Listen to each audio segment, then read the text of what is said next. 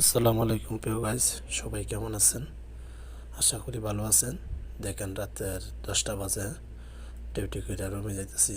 দেখেন কত পানি, ফেসবুকের মাধ্যমে যাচ্ছি। অনেক সাগর, চারপাশে সাগর আর সাগর, মাঝখানে আমরা চলে যেতেছি। অনেক রিক্স এই জায়গাতে যাওয়া আসা। অনেক বড় দ্বীপ এটা।